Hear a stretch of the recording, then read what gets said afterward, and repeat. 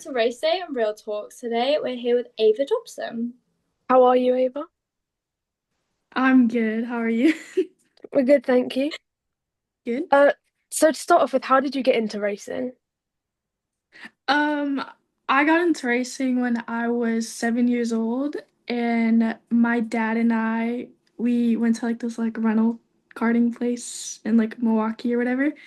And my dad said like if you did good enough, like we'll buy you like a real go-kart. So like I did good enough. And we went out and like I was like still 7 years old, like it was like a short amount of time. And I was like terrible. Like it was it was cold here because it was like March and stuff. So, and then I did that and then I raced competitively in go-karts for 5 or 6 years, I want to say. And then in 2023 I did two races in F4 in America. And then I think I also did two USF races that year. And then in 2024, I did two USF junior races. I was supposed to do a whole like season, but I couldn't because I got into a crash in the end of my season. But I did two USF junior races, and then I did two GB4 races. And then obviously in 25, I did my whole GB4 campaign. So yeah. Yeah, that's quite a good story, to be fair. Starting off Started off competitive. young. Yeah. What would you say is the toughest part of pursuing a career in motorsport? Just probably like the financial part, to be honest, because it's so expensive, especially like even in karting, like the karting can get really expensive if you do like the international stuff. I never got to do that. I had an opportunity, but we didn't take it because COVID came and it was like whatever. But like when you go to cars and stuff, it's like a whole nother like level of expense. So obviously that's why we have Yeah. sponsors and stuff, but that is definitely the hardest part for like us in general. But Yeah, we've Yeah. had that from quite a few people. yeah, I'm not surprised. So you raced under the number 55. Is there any specific reason for that? No, not really, but I guess like kind of like over the year, I don't know why I didn't clock that Carlos Sainz had the same number, but I was it just like clicked through halfway the year, and I was like, oh, like that's kind of nice. So like, I guess like I kind of like liked it for that reason too, because like he's like one of my favorite F1 drivers. But I don't know, I kind of liked it, and I hope I can keep it like moving forward, because I don't know, it's kind of cool. Yeah. Fair enough. Um, what is your favorite track you've ever raced at? My favorite track so far, I probably would say Barcelona. I tested there and that was just super cool. So, Yeah. So you got to compete in F1 Academy in Miami this year. What was that like? it was really fun. It was really exciting. It was really hot because it was Miami. So, Yeah, I but bet. it didn't bother me much because I've obviously been to like Florida many times, but Mm. um, it was really cool because like obviously F1 Academy and like, that's like really cool. But Yeah. there was a lot of like media presence, obviously, which was really cool. And then obviously being able to race with F1 was super cool. And obviously being able to race with like all the other girls, like, you know what I mean? Because I've been watching them all year and I still do. The experience was really fun. Obviously, I got to work with Morgan Stanley that weekend. So we did a lot of like, like stuff together. Yeah. And like the racing aspect, that was really cool. I just got really unlucky, I want to say, because I Mm. didn't get to do practice one and then qualifying. We got one lap of dry and then it rained. And then in race one, I had like a mechanical error and then, or like whatever, it wasn't no one's fault, but it just happened. And then in race two, it got canceled. So Oh, I didn't get to do Yeah. much driving as I'd liked, yeah. but I still got to be there and like experience it, which was just like obviously really cool. And I'm like super glad I got the opportunity. So it was really fun. Sometimes Yeah. the atmosphere is probably like the best of it. Yeah. Yeah. It was really chaotic, I'm not gonna lie. For me, like It sounds like it. I've never been in like a media presence like that in my life. Mm. Like I'm from Milwaukee. Like I don't, you know what I mean? Even in go-kart racing, like when we Yeah. used to do like the big Vegas race, Supernats, like it's really like not like that. Like when I went to Miami, I was like overwhelmed.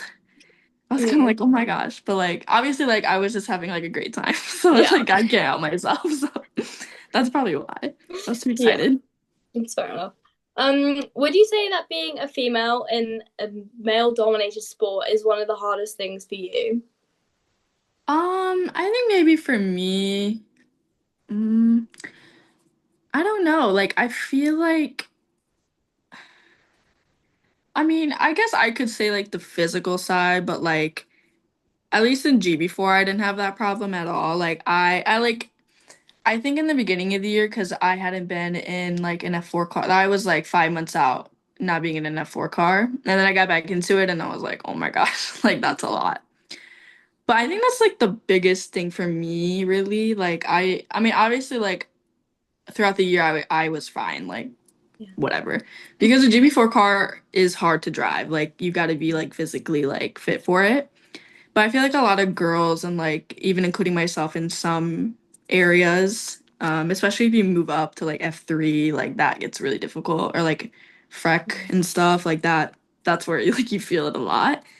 So I would say that I don't really know. Maybe just like I guess another thing you could say, this doesn't bother me, but like I guess like not having that many friends and stuff, like people, like even growing up, like I was always like I wasn't like the only girl, but I was like one or there would be like me or somebody else, like Chloe Mhm. Chambers. I used to race with her when we did car racing together.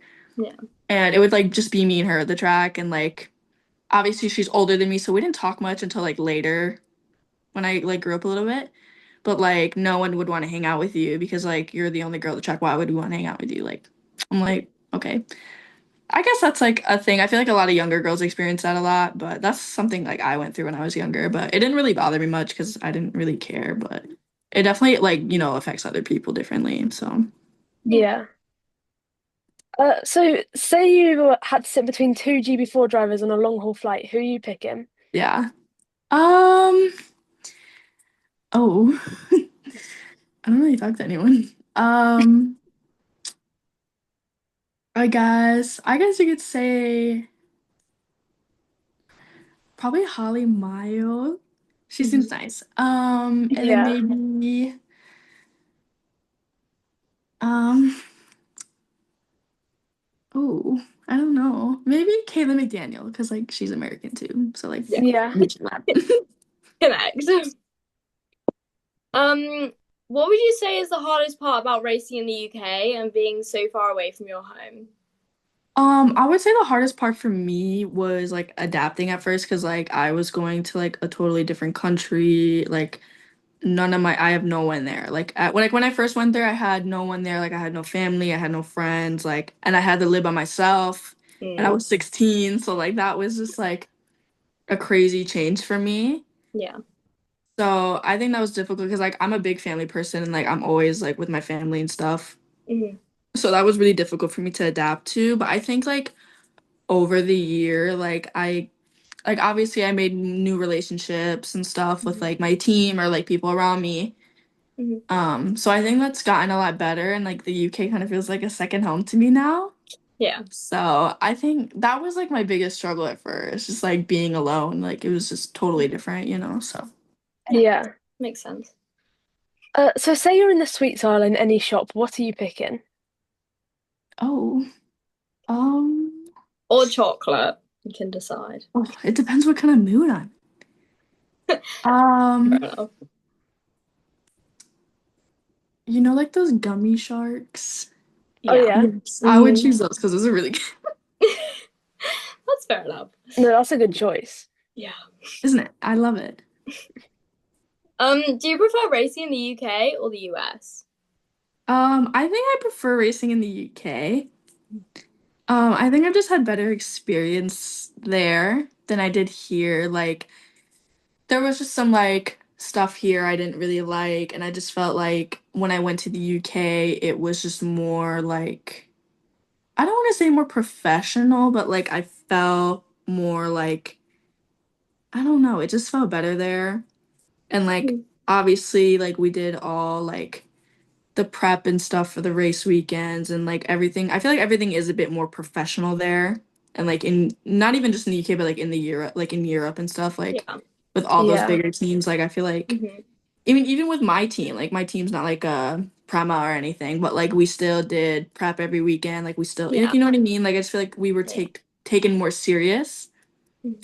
So I think Yeah. that was definitely the biggest thing for me. But Makes sense. Yeah. If you could add any track to the GB4 calendar, what track would you pick? um mm, maybe I would add like I'm trying to think would be a good track. Maybe like Monza, Mm. Yeah. because I feel like the racing is really close there. Because it's not like a Brands Hatch where it's like super difficult and the field super spread apart. I feel like the Mhm. field would be really close there, and I feel like Yeah. that'd be really good. So I would choose Monza. Fair enough. So you raced at Silverstone alongside the F1. What was that like as an experience for you? It was really cool. Obviously, my second time doing Mhm. that. And I hadn't been in like a British F4 car. I think when was the last? I think the last time I tested in like a F4 car like that was in December of 24. Yeah. So it was like a long period of time. And Yeah. I didn't do any testing or anything prior to that event. So Mm. I kind of just showed up and was like praying that I do good. So it was really cool that like we got it was like an F1 Academy weekend or like a F3 or F2 kind of weekend. Like you get one practice. Did we get like one practice? Yeah, we got like one practice Mm. and like a qualifying and the two races. So that was like obviously like you're trying to adapt quickly, but like I'm Mm. also developing as like a driver and I feel like you Mhm. always are, but like in my stage, I'm still learning a lot and stuff. So it was kind of like go into the weekend and like just learn as much as you can. We struggled in qualifying just because like I mean obviously I'm going against people who are like racing all year or done testing Mhm. the year before. Like you know what I mean? Like all Yeah. that factor Yeah. plays in.